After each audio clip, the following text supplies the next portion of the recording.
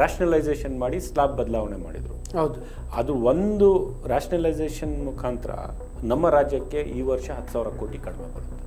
ಈ ಬೆಲೆ ಏರಿಕೆಯ ವಾತಾವರಣದಲ್ಲಿ ಮೋದಿ ಸರ್ಕಾರದ ರಾಂಗ್ ಎಕನಾಮಿಕ್ ಪಾಲಿಸೀಸಿಂದ ಸಾಮಾನ್ಯ ಜನರಿಗೆ ಅದು ಬದುಕೋದು ಕೂಡ ಕಷ್ಟ ಆಗೋಗಿದೆ. ಡೆವಲಪ್ಮೆಂಟ್ ವರ್ಕ್ಗೆ, ಅಸೆಟ್ ಕ್ರಿಯೇಷನ್ಗೆ, ಕ್ಯಾಪಿಟಲ್ ಎಕ್ಸ್ಪೆಂಡಿಚರ್ಗೆ 72,000 ಕೋಟಿ ಮೀಸಲಿಟ್ಟಿದೆ. ಬಹುಶಃ ಬೇರೆ ಯಾರೂ ಕೂಡ ಮಾಡೋಕ್ಕೆ ಸಾಧ್ಯವಾಗ್ತಿರಲಿಲ್ಲ ಅಂಥ ಕೆಲಸ ಸಿದ್ದರಾಮಯ್ಯವ್ರು ಮಾಡಿದ್ದಾರೆ.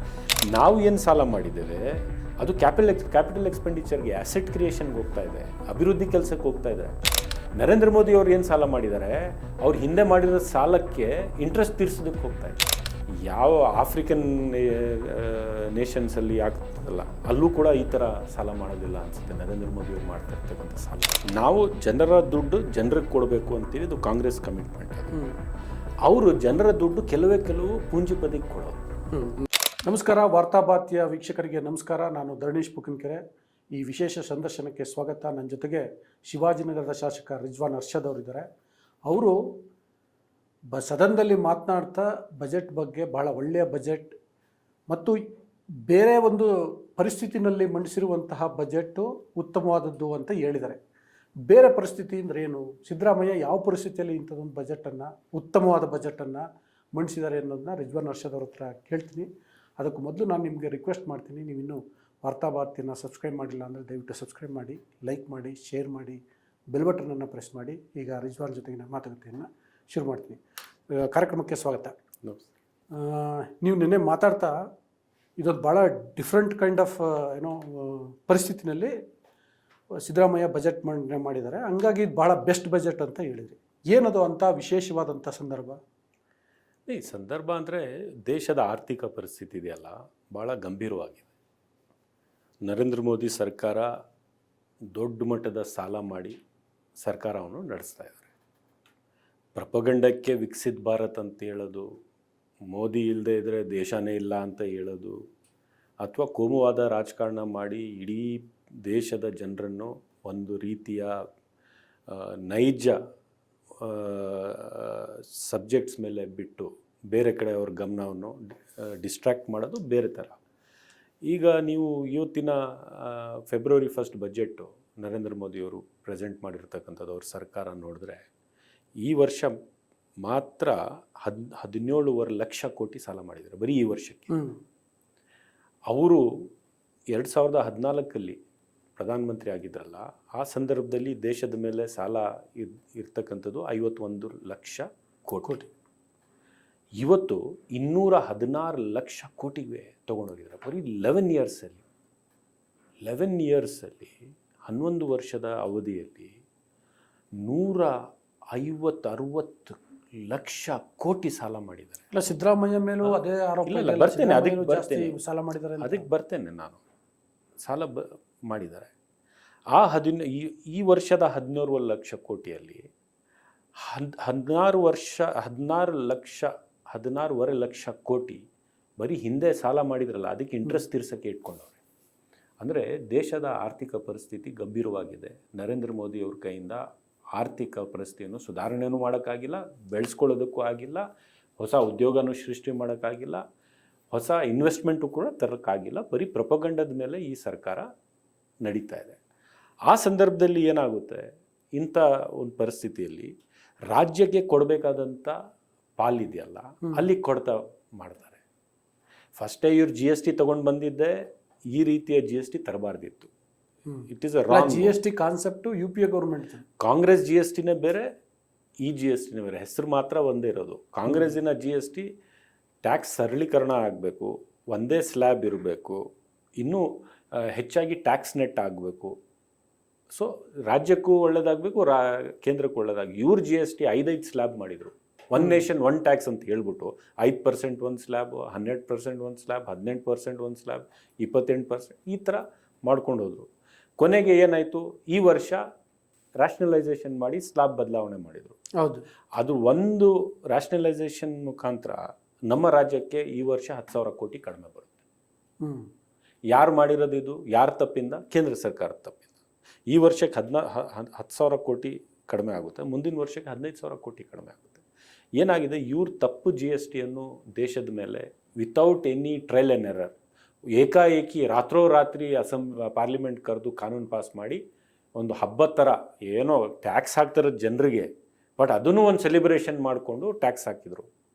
ಕೊನೆಗೆ ಏನಾಯಿತು, ನಮ್ಮ ರಾಜ್ಯಕ್ಕೆ 15 ದಿನ ಹಣಕಾಸಿನ ಆಯೋಗ ನಮಗೆ ಬರಾಬರಿ 65,000 ಕೋಟಿ ಕಡಿಮೆ ಮಾಡಿದೆ.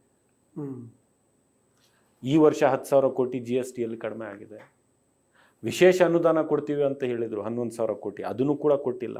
ನಿರ್ಮಲಾ ಸೀತಾರಾಮನ್ರವರು ರಾಜ್ಯಸಭಾ ಮೆಂಬರ್ ಆಗಿ ರಾಜ್ಯಕ್ಕೆ ಅನ್ಯಾಯ ಮಾಡಿರ್ತಕ್ಕಂಥ ಆ ಕೀರ್ತಿ ಅವ್ರಿಗೆ.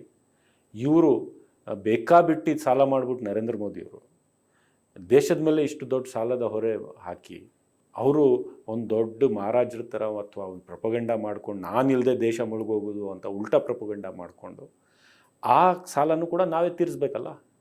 ಸೊ ಈ ವರ್ಷದ 10,000 ಕೋಟಿ 15ನೇ ಹಣಕಾಸಿನ ಆಯೋಗದಿಂದ 65,000 ಕೋಟಿ ಬರದೇ ಇರೋದು, ವಿಶೇಷ ಅನುದಾನದ 11,000 ಕೋಟಿ ಬರದೇ ಇರೋದು, ಇದೆಲ್ಲ ನೋಡಿದ್ರೆ ಬಹುಶಃ ನಮ್ಮ ರಾಜ್ಯಕ್ಕೆ 85,000 ಕೋಟಿ ನಮಗೆ ಈಗ ನಷ್ಟ ಆಗಿದೆ. ಎಲ್ಲಿಂದ ತರ್ತೀರಿ? ಸಾಲ ಮಾಡಲೇಬೇಕಲ್ಲ. ಬಟ್ ಆ 85,000 ಕೋಟಿ ಜೊತೆಗೆ ಈಗ ರಾಜ್ಯ ಸರ್ಕಾರ ಹೆಚ್ಚು ಕಡಿಮೆ ಗ್ಯಾರಂಟಿ ಯೋಜನೆಗಳಿಗೆ ಒಂದು 50,000 ಕೋಟಿ ಖರ್ಚು ಮಾಡಬೇಕು ವರ್ಷಕ್ಕೆ.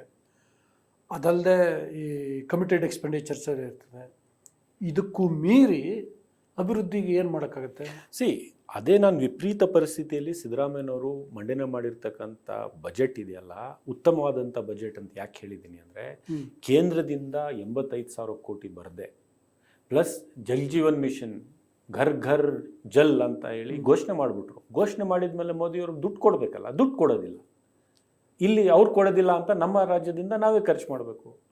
ನಮ್ಮ ಶೇರ್ ಬಿಟ್ಟು, ನಮ್ಮ ಪಾಲು ಬಿಟ್ಟು ಅವ್ರ ಶೇರು ಕೂಡ ನಾವೇ ಖರ್ಚು ಮಾಡ್ತಾಯಿದ್ದೀವಿ. ಮನ್ರೇಗಾ ಯಾಕೆ ಸ್ಕ್ರ್ಯಾಪ್ ಮಾಡಿದರು ಅಂದರೆ ಅದ್ರ ಮುಖಾಂತರ 1,00,000 ಕೋಟಿ ಉಳಿಸ್ಕೊಳ್ಳೋಣ ಅಂತ ಸ್ಕ್ರ್ಯಾಪ್ ಮಾಡಿದರು.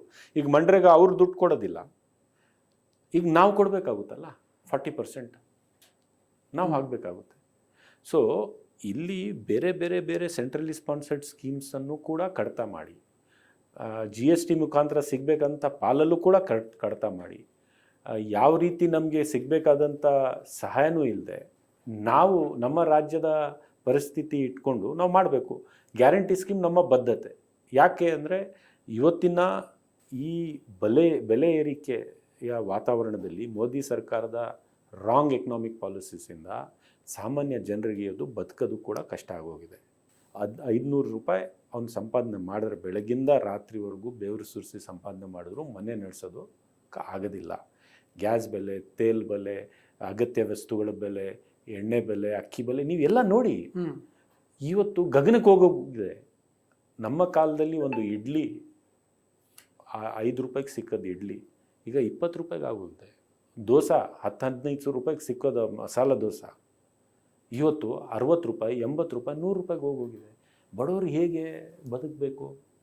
ಅದಕ್ಕೋಸ್ಕರ ನಾವು ಗ್ಯಾರಂಟಿ ಸ್ಕೀಮ್ ತಂದಿದ್ದೇವೆ. ಹೌದು. ಸೊ ಆ ಗ್ಯಾರಂಟಿ ಸ್ಕೀಮನ್ನು ನಾವು ಫಂಡ್ ಮಾಡಲೇಬೇಕು. ನನ್ನ ಪ್ರಶ್ನೆ ಏನಂದರೆ, ನೀವು ಗ್ಯಾರಂಟಿಗೆ ದುಡ್ಡು ಕೊಡಲೇಬೇಕು ಬಿಕಾಸ್ ಆಫ್ ಯುವರ್ ಕಮಿಟ್ಮೆಂಟ್. ಮತ್ತು ಅದಲ್ಲದೆ ಕಮಿಟೆಡ್ ಎಕ್ಸ್ಪೆಂಡಿಚರ್ ಇದೆ, ಅದನ್ನು ಮಾಡಲೇಬೇಕು ಗೌರ್ಮೆಂಟು. ಮತ್ತು ಈ 85,000 ಕೋಟಿ ಈಗ ನೀವೇನು ಹೇಳಿದಲ್ಲ, ಅದು ನೀವು ಲೆಕ್ಕ ಕೊಡ್ಬೋದು, ಅದೇನು ಗೌರ್ಮೆಂಟಿಗೆ ಬರಲ್ಲ, ಅದು ಯಾವತ್ತಿಗೂ ಬರಲ್ಲ. ಆಯಿತಾ?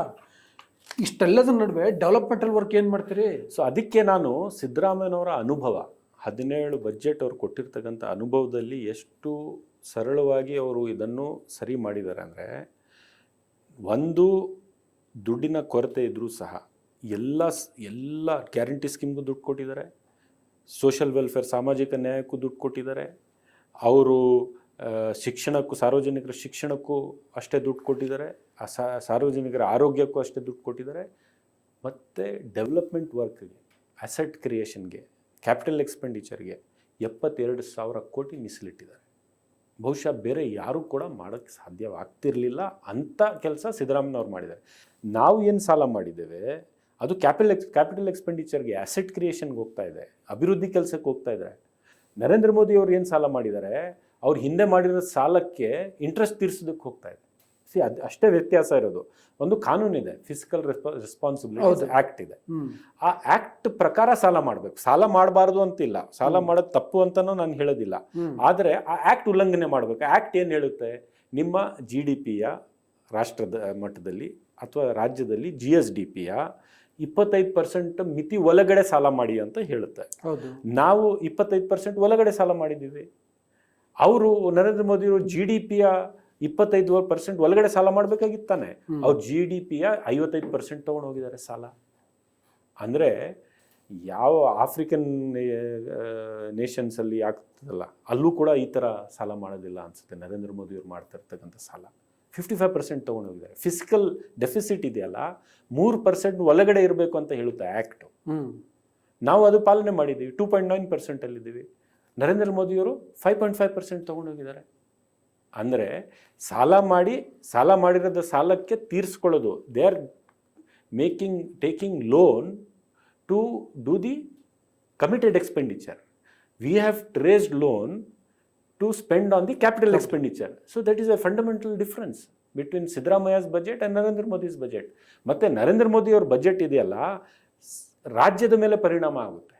ಅಲ್ಲಿ ನೀವು ಈಗ ಯಾಕೆ ಎಲ್ಲವನ್ನು ಮೋದಿ ಬಜೆಟ್ಗೆ ಅಥವಾ ಸೆಂಟ್ರಲ್ ಗೌರ್ಮೆಂಟ್ ಬಜೆಟ್ಗೆ ಕಂಪೇರ್ ಮಾಡ್ತೀರಿ? ಯಾಕೆ ಮಾಡ್ತಾ ಇದ್ದೀವಿ ಅಂದರೆ ನಮಗೆ ನಾವು ಸಂಪೂರ್ಣವಾಗಿ ಟ್ಯಾಕ್ಸ್ ಕಟ್ತಾ ಇದ್ದೀವಿ, ಅವ್ರಿಗೆ ಕಳಿಸ್ತಾ ಇದ್ದೀವಿ. ಇಲ್ಲಿಂದ ಸುಮಾರು 5 ಲಕ್ಷ ಕೋಟಿವರೆಗೂ ನಾವು ಟ್ಯಾಕ್ಸ್ ಕೊಡ್ತೀವಿ. ಅವ್ರು ಸರಿಯಾಗಿ ಬಜೆಟ್ ಮ್ಯಾನೇಜ್ ಮಾಡದೇ ಇದ್ರೆ ಅಥವಾ ಆರ್ಥಿಕ ಪರಿಸ್ಥಿತಿ ಅವ್ರು ಕೆಡಿಸ್ಬಿಟ್ರೆ ಇಡೀ ರಾಷ್ಟ್ರದಲ್ಲಿ ಅಲ್ಲಿಂದ ನಮ್ಗೆ ಬರಬೇಕಾದಂಥ ಪಾಲು ಕಡಿಮೆ ಆಗ್ಬಿಡುತ್ತಲ್ಲ. ಅವ್ರ ಪಾಲಿಸೀಸು ನಮ್ಮ ಆದಾಯದ ಮೇಲೆ ಪರಿಣಾಮ ಬೀಳ್ತಾ ಇದೆಯಲ್ಲ, ಅದಕ್ಕೋಸ್ಕರ ಅದನ್ನು ಕಂಪೇರ್. ಈಗ ಇವ್ರು ಮಾಡ್ತಾ ಇರೋದೇನು, BJP-ಯವರು ಪ್ರತ್ಯೇಕವಾಗಿ ಕರ್ನಾಟಕದ ಬಜೆಟ್ ಬಗ್ಗೆ ಮಾತಾಡ್ತಾ ಇದ್ದಾರೆ. ನಾನೇನು ಹೇಳ್ತಾ ಇದ್ದೇನೆ ಅವ್ರಿಗೆ ನಿನ್ನೆ ನನ್ನ ಆರ್ಗ್ಯುಮೆಂಟಲ್ಲಿ, ನೀವು ಇಡೀ ದೇಶದ ಆರ್ಥಿಕ ಪರಿಸ್ಥಿತಿ ಕರ್ನಾಟಕಕ್ಕೆ ಸಪ್ರೇಟ್ ಮಾಡೋಕ್ಕಾಗಲ್ಲ. Today Karnataka is growth engine for the country.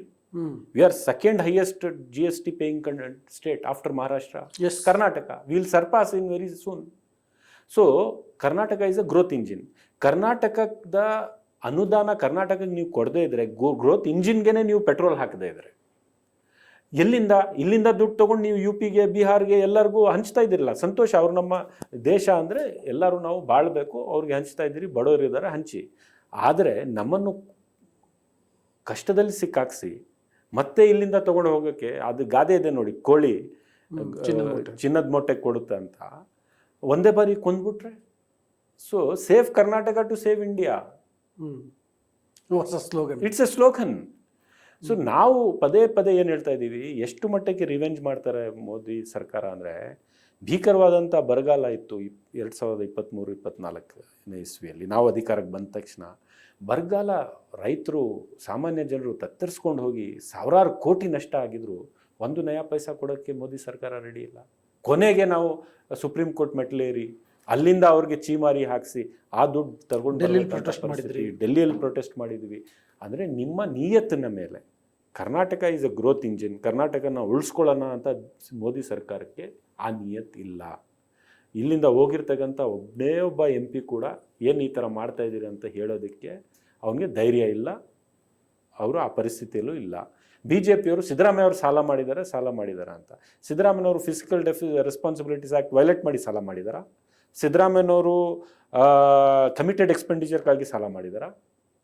ಆದರೆ ಮೋದಿ ಫಿಸಿಕಲ್ ರೆಸ್ಪಾನ್ಸಿಬಿಲಿಟೀಸ್ ಆ್ಯಕ್ಟನ್ನು ಉಲ್ಲಂಘನೆ ಮಾಡಿದ್ದಾರೆ. ಅಟಲ್ ಬಿಹಾರಿ ವಾಜಪೇಯಿ ತೊಗೊಂಡು ಬಂದಿರತಕ್ಕಂಥ ಆ್ಯಕ್ಟು ಮೋದಿಯವರು ಉಲ್ಲಂಘನೆ ಮಾಡ್ತಾ ಇದ್ದಾರೆ. ಈಗ ನೋಡಿ, ನಾವು ವಿತಿನ್ ಆ್ಯಕ್ಟಲ್ಲಿ ಸಾಲ ಮಾಡಿದ್ದೀವಿ ಮತ್ತು ಡೆವಲಪ್ಮೆಂಟಲ್ ವರ್ಕ್ಗೆ ಸಾಲ ಮಾಡಿದ್ದೀವಿ ಅನ್ನೋದು ಅದೊಂದೇ ಮಾನದಂಡ ಸಾಕ? ಬಜೆಟ್ ಒಳ್ಳೆಯದಾಗಿದೆ ಅನ್ನೋಕ್ಕೆ? ಬಜೆಟ್ ಅಂದ್ರೇನು?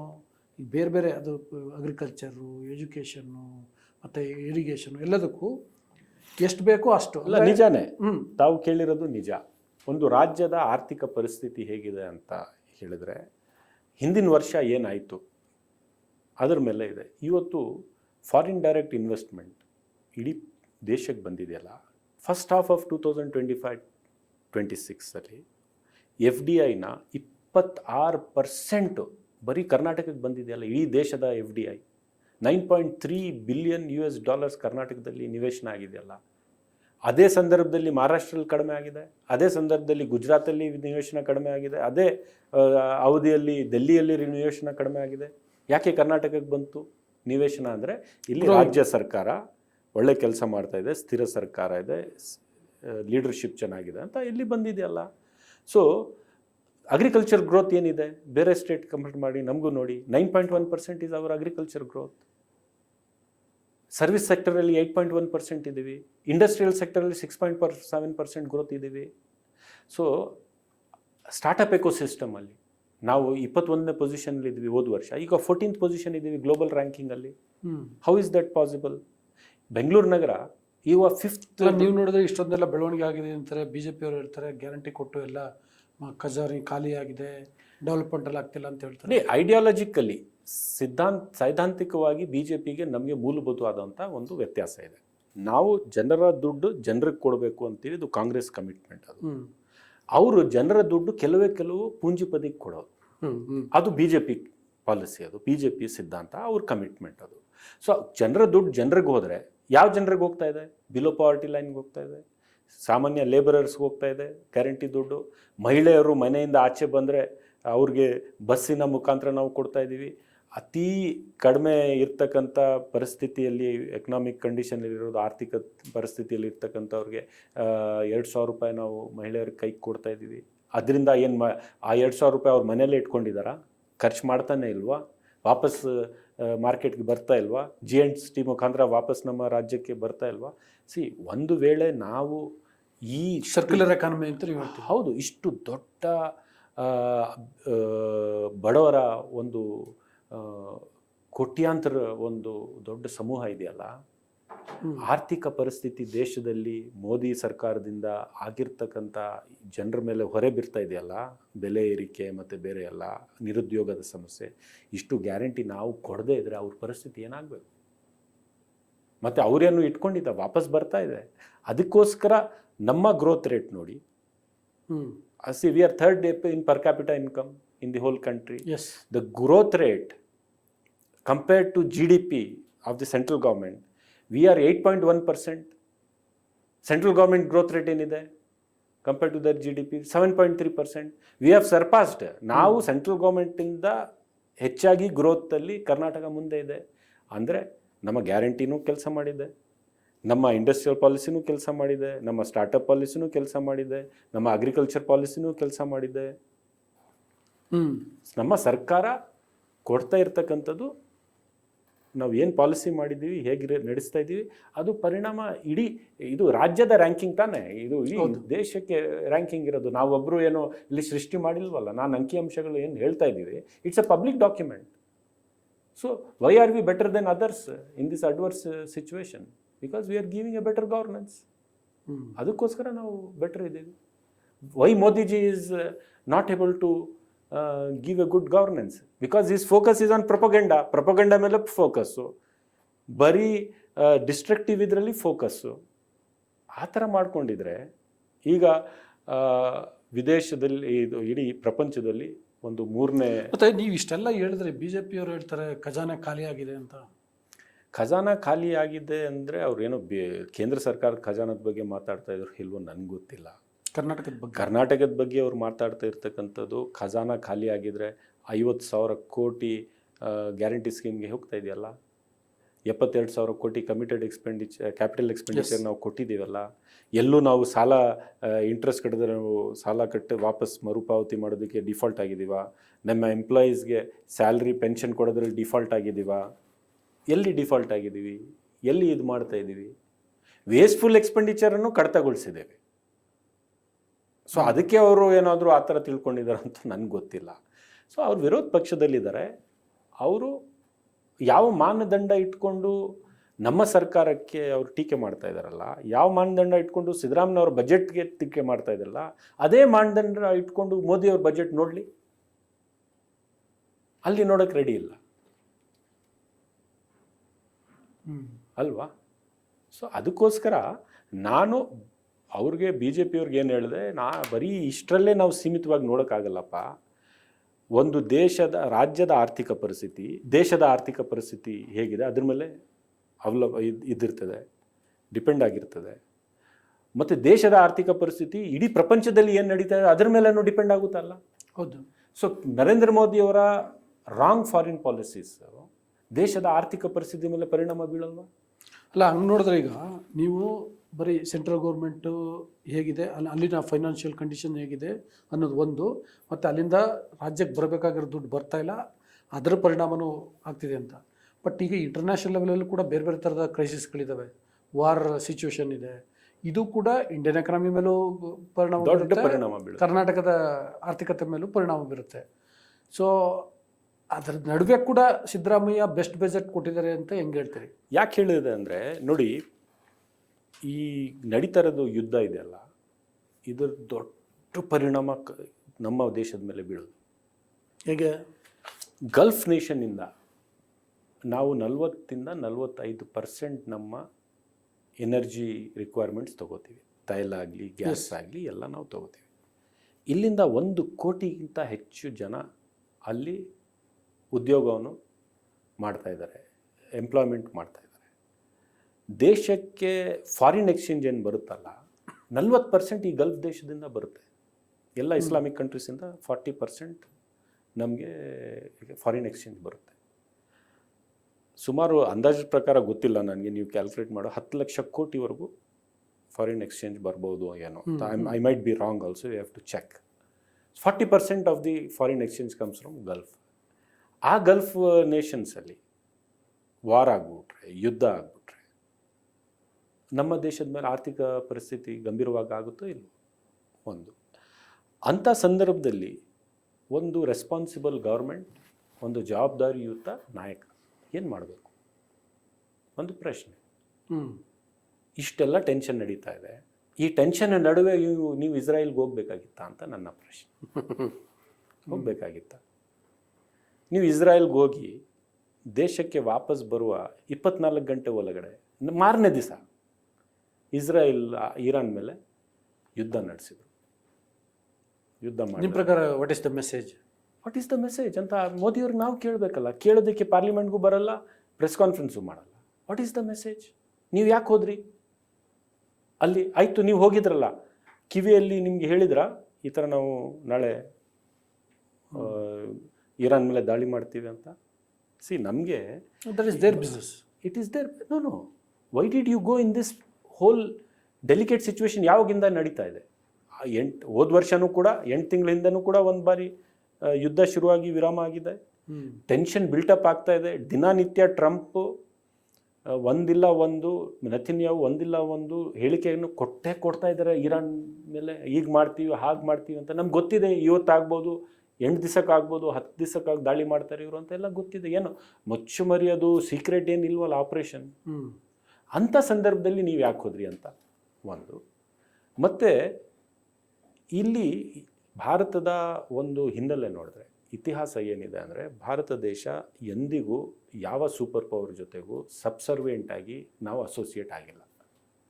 ಯಾರ ಜೊತೆಗೂ ನಾವು ಹೊಂದಾಣಿಕೆ ಮಾಡಿಕೊಂಡು ನಾವು ನಿಮ್ಮ ಜೊತೆ, ನಿಮ್ಮ ಪರ, ನಿಮ್ಮ ಹಿಂಬಾಲಿಕರು ಅಥವಾ ನಾವು ನಿಮ್ಮ ಬೆಂಬಲಿಗರು ಅಂತ ಹೋಗಿಲ್ಲ. ಕೋಲ್ಡ್ ವಾರ್ ನಡೆಯುವಾಗ ಸಂದರ್ಭದಲ್ಲೂ ಕೂಡ USSR ನಡುವೆ ನಾವು ಯಾರ ಜೊತೆಗೂ ಇರಲಿಲ್ಲ. ಆವಾಗ ಭಾರತ ದೇಶಕ್ಕೆ ಇಷ್ಟು ಬಲಿಷ್ಠವಾದಂಥ ಸೈನ್ಯನೂ ಇರಲಿಲ್ಲ, ಇಷ್ಟು ಒಳ್ಳೆ ಆರ್ಥಿಕ ಪರಿಸ್ಥಿತಿ ಸುಧಾರಣೆ ಆಗಿರಲಿಲ್ಲ. ಬಡ ದೇಶ, ಒಂದು ಆವಾಗಲೇ ಹುಟ್ಟಿರ್ತಕ್ಕಂಥ ದೇಶ. ಏನು ಶಕ್ತಿ ಇಲ್ಲದೆ ಇರೋದು ಸಹ ನಮಗೆ ನೈತಿಕ ಶಕ್ತಿ ಇತ್ತು. ನಾವು ನಿಮ್ಮ ಜೊತೆಗೂ ಬರಲ್ಲ, ನಿಮ್ಮ ಜೊತೆಗೆ ಬರಲ್ಲ ಅಂತ ಹೇಳುವ, ನಾವು neutral, we are A third force, will not align with anybody ಅಂತ ನಾನ್ ಅಲೈನ್ ಮೂವ್ಮೆಂಟ್ ಮಾಡಿದರು ನೆಹರೂರವರ ನಾಯಕತ್ವದಲ್ಲಿ. ಅದೇ ಹಿನ್ನೆಲೆ ಇಂದಿರಾ ಗಾಂಧಿಯವರು ಕೂಡ ಯಾವುದೇ US ಪ್ರೆಸಿಡೆಂಟ್ ಇರಲಿ ನೇರವಾಗಿ ಕಣ್ಣಾಕಿ ಮಾತನಾಡೋರು. ರಾಜೀವ್ ಗಾಂಧಿಯವರು ಕೂಡ ಇದ್ದಾಗಲೂ ಕೂಡ ಇದೇ ಸಂದರ್ಭ ಇತ್ತು. ಇವನ್ ನರಸಿಂಹರಾವರು ಇರಲಿ, ವಾಜಪೇಯಿ ಅವರಿರಲಿ, ಎಂದೂ ಕೂಡ ದೇಶ ಅಲೈನ್ ಆಗಿರಲಿಲ್ಲ. ಇವತ್ತು ನರೇಂದ್ರ ಮೋದಿಯವರು ಘಂಟಾಘೋಷವಾಗಿ ನಾವು ಇಸ್ರಾಯೇಲ್ ಮತ್ತು US ಪರ ಅಂತ ಆ ನಿಟ್ಟಿನಲ್ಲಿ ನೀವು ಮೆಸೇಜ್ ಕೊಟ್ಬಿಟ್ರೆ, ಇವತ್ತು ಅಷ್ಟು ದೊಡ್ಡ ಗೊಂದಲದಲ್ಲಿ ನಾವು ಪರಿಣಾಮ ಏನಾಗುತ್ತೆ? ಈಗ ಇರಾನ್ ದೇಶದಿಂದ ನಾವು ತೈಲ ಖರೀದಿ ಮಾಡ್ತಿದ್ವಿ. ಅಮೇರಿಕಾ ಮನಮೋಹನ್ ಸಿಂಗ್ ಅವ್ರಿಗೆ ಹೇಳಿದರು, ಅಮೇರಿಕಾ ನೀವು ಖರೀದಿ ಮಾಡಬಾರ್ದು ಅಂತ. ಮನಮೋಹನ್ ಸಿಂಗ್ ಅವ್ರು ಏನು ಹೇಳಿದರು ಅವಾಗ? ನೋಡ್ರಿ, ನಾವು ಇಂಡಿವಿಜುವಲ್ ದೇಶದ ಡಿಕ್ಟೇಷನ್ ಮೇಲೆ ಆಗಲಿ, ಆರ್ಡರ್ ಮೇಲೆ ಅಲ್ಲಿ ನಡೆಯೋರಲ್ಲ. ಯುನೈಟೆಡ್ ನೇಷನ್ಸ್ ಹೇಳಿ ನಮಗೆ ಮಾಡಬೇಕು ಇಲ್ವೋ, ಎಷ್ಟು ಮಾಡಬೇಕು ಅಂತ. Will follow United nation, will not follow United States as A individual country ಅಂತ ಹೇಳಿದರು. ಯುನೈಟೆಡ್ ನೇಷನ್ ಏನು ಮಿತಿ ಹಾಕಿದ್ರು ಅದರಲ್ಲಿ ನಾವು ಇರಾನಿನ ತೇಲ್ ಖರೀದಿ ಮಾಡ್ತಾ ಇದ್ವಿ, ಇಂಡಿಯನ್ ರುಪೀಸಲ್ಲಿ ಕೊಡ್ತಿದ್ವಿ, ನಮಗೆ ಫಾರಿನ್ ಎಕ್ಸ್ಚೇಂಜ್ ಉಳಿತಿತ್ತು, ಲಾಭ ಆಗ್ತಿತ್ತು. ಈಗ ರಷ್ಯಾದಿಂದ ತೈಲ ಖರೀದಿ ಮಾಡ್ತಿದ್ರು, ನರೇಂದ್ರ ಮೋದಿಯವರೇ ಮಾಡ್ತಿದ್ರು, ದೇಶ ಡಿಸ್ಕೌಂಟೆಡ್ ಪ್ರೈಸಲ್ಲಿ ಖರೀದಿ ಮಾಡ್ತಿದ್ರು. ಆಯಿತಾ, ದೇಶದ ಜನರಿಗೆ ಆ ಡಿಸ್ಕೌಂಟನ್ನು ಟ್ರಾನ್ಸ್ಫರ್ ಮಾಡಿಲ್ಲ, ಅದು ಬೇರೆ ಮಾತು. ಸರ್ಕಾರಕ್ಕಂತೂ ಆದಾಯ ಆಗ್ತಿತ್ತಾ? ಟ್ರಂಪ್ ಒಂದೇ ಒಂದು ಗುಡುಗು ಕೊಟ್ಟ ತಕ್ಷಣ ನಿಲ್ಲಿಸ್ಬಿಟ್ರು. ಆಮೇಲೆ ಇಲ್ಲಿ ತೇಲ್ ಬರೋದು ಈ ಯುದ್ಧದ ಪರಿಸ್ಥಿತಿಯಲ್ಲಿ ನಿಂತೋದ ತಕ್ಷಣ ಅಂದರೆ ವಿಲ್ ಅಲೌ ಯು 30 days ಅಂತ. ಅಲೌ ಅಂತ ಹೇಳಿದ್ರೆ ಒಂದು ಗ್ರೇಟ್, ನೀವು are a great nation, Bharat ದೇಶ. ನಮಗೆ ಅಲೌ ಮಾಡ್ತಾರೆ ಅಂದರೆ ಎಲ್ಲಿ ಯಾವ ಮಟ್ಟಕ್ಕೆ ತಲುಪಿಬಿಟ್ವಿ ನಾವು. ವಿಶ್ವಗುರು ಆಗಬೇಕಾಗಿತ್ತು. ನೀವು ಮಾತಾಡಿದ್ದು ವಿಶ್ವಗುರು ಅಂಥೇಳಿ, ವಿಕಸಿತ್ ಭಾರತ್, ವಿಶ್ವಗುರು, ಆತ್ಮನಿರ್ಭರ್ ಭಾರತ್, ಸ್ಲೋಗನ್ಸ್ಗೆ ಮತ್ತು ಅವರ ಕೆಲಸಕ್ಕೆ ಸಂಬಂಧನೇ ಇಲ್ವಲ್ಲ. ಪ್ರತಿಯೊಂದು ಸ್ಲೋಗನ್ ನೋಡಿ ನೀವು. ಈಗ ನಮ್ಮ ಸರ್ಕಾರ ಇದ್ದಾಗ, ಕೇಂದ್ರದಲ್ಲಿ UPA ಸರ್ಕಾರ ಇದ್ದಾಗ, ನಾವು ಆಯಿಲ್ ಇಂಪೋರ್ಟು, ಎನರ್ಜಿ ಇಂಪೋರ್ಟ್ ಎಷ್ಟಿತ್ತು, ಇವತ್ತು ಎಷ್ಟಿದೆ ಅಂತ ತಿಳ್ಕೊಳ್ಳಿ. ನಾವು ಇದ್ದಾಗ 78% ಆಯಿಲ್ ಆಚೆಯಿಂದ ಬರ್ತಿತ್ತು. ನೀವು Atmanirbhar Bharat, make in India, ನಾವೇ ಪ್ರೊಡ್ಯೂಸ್ ಮಾಡ್ತೀವಿ ಅಂತ ಹೇಳಿದ ಮೇಲೆ ಆ 78% ಅಟ್ಲೀಸ್ಟ್ 68% ಬರಬೇಕಿತ್ತಲ್ಲ. ಈಗ 88%ಗೆ ಹೋಗಿದೆ. ನಾವು 78%, ಆದರೆ 22% ನಾವು ಇಲ್ಲೇ ಉತ್ಪಾದನೆ ಮಾಡ್ತಿದ್ವಿ. ನೀವು ಈಗ 100% ತೊಗೊಂಡು ಬಂದ್ಬಿಟ್ರಿ. ಸೊ ಏನಾಗಿದೆ, ಇದೆಲ್ಲ ಭಾರತ ದೇಶದ ಆರ್ಥಿಕ ಪರಿಸ್ಥಿತಿ ಮೇಲೆ ಪರಿಣಾಮ ಆಗುತ್ತೆ, ಜನರ ಬದುಕು ಮೇಲೆ ಪರಿಣಾಮ ಆಗುತ್ತೆ, ರಾಜ್ಯದ ಆದಾಯಗಳ ಮೇಲೆ ಪರಿಣಾಮ ಆಗುತ್ತೆ. ಮತ್ತೆ ಸಾಲ ಮಾಡೋದು ಪರಿಸ್ಥಿತಿ ನಮ್ಗೆ ಬರುತ್ತೆ. ಸಾಲ ಮಾಡಿದ್ರೆ ಟೀಕೆ ಮಾಡೋದು ನಿಮ್ಮ ಪಕ್ಷನೇ, ಇದು ಸೃಷ್ಟಿ ಮಾಡೋದು ನಿಮ್ಮ ಪಕ್ಷ, ಟೀಕೆ ಮಾಡೋದು ನಿಮ್ಮ ಪಕ್ಷ. ಸೊ ಅದನ್ನು ನಾನು ಅಲ್ಲಿ ಅಸೆಂಬ್ಲಿಯಲ್ಲಿ ಸ್ವಲ್ಪ ಅವ್ರಿಗೆ ತಿಳಿ ಹೇಳುವ ಪ್ರಯತ್ನ ಮಾಡಿದೆ. Okay, thank you. ವೀಕ್ಷಕರೇ, ರಾಜ್ಯದ ಬಜೆಟ್ಗೆ ಬೇರೊಂದು ಆಯಾಮ ಇದೆ ಅನ್ನುವಂಥದ್ದನ್ನು ರಿಜ್ವಾನ್ ಅರ್ಷದ್ ಎಕ್ಸ್ಪ್ಲೈನ್ ಮಾಡಿದರೆ ನನಗನ್ಸುತ್ತೆ ವಿಡಿಯೋ ನಿಮಗೆ ಇಷ್ಟ ಆಗುತ್ತೆ ಅಂತ. ಅದರಿಂದಾಗಿ ನಾನು ನಿಮಗೆ ರಿಕ್ವೆಸ್ಟ್ ಮಾಡ್ತಿದ್ದೀನಿ, ನೀವಿನ್ನು ವಾರ್ತಾ ಭಾರತಿಯನ್ನು ಸಬ್ಸ್ಕ್ರೈಬ್ ಮಾಡಿಲ್ಲ ಅಂದರೆ ದಯವಿಟ್ಟು ಸಬ್ಸ್ಕ್ರೈಬ್ ಮಾಡಿ, ಲೈಕ್ ಮಾಡಿ, ಶೇರ್ ಮಾಡಿ, ಬೆಲ್ ಬಟನನ್ನು ಪ್ರೆಸ್ ಮಾಡಿ. Thank you. ನಮ್ಮ ಕಾರ್ಯಕ್ರಮಗಳನ್ನು ನೀವು ನೋಡ್ತಾ ಇದ್ರೆ ನಮ್ಮ ಚಾನೆಲ್ ಅನ್ನ ಸಬ್ಸ್ಕ್ರೈಬ್ ಮಾಡಿ, ಪಕ್ಕದ ಬೆಲ್ ಐಕಾನ್ ಒತ್ತಿ ನಮ್ಮನ್ನ ಬೆಂಬಲಿಸಿ. ಹಾಗೆ ನಮ್ಮ ಕಾರ್ಯಕ್ರಮಗಳನ್ನ ಲೈಕ್ ಮಾಡಿ, ಕಮೆಂಟ್ ಮಾಡಿ, ಅದನ್ನ ಬೇರೆಯವರಿಗೂ ವಾಟ್ಸ್ಆಪ್ ಮೂಲಕ ಶೇರ್ ಮಾಡಿ. ನೀವು ಹೀಗೆ ಮಾಡಿದಾಗ ನಮ್ಮ ಚಾನೆಲ್ ಇನ್ನಷ್ಟು ಮತ್ತಷ್ಟು ಜನರಿಗೆ ತಲುಪಲು ನೀವು ನಮ್ಮೊಂದಿಗೆ ಸಹಕರಿಸಿದ ಹಾಗಾಗುತ್ತೆ. ಇದು ನೀವು ಯಾವುದೇ ಖರ್ಚಿಲ್ಲದೆ ಕೆಲವೇ ಸೆಕೆಂಡುಗಳಲ್ಲಿ ನೀಡಬಹುದಾದ ಸಹಕಾರ. ಧನ್ಯವಾದಗಳು.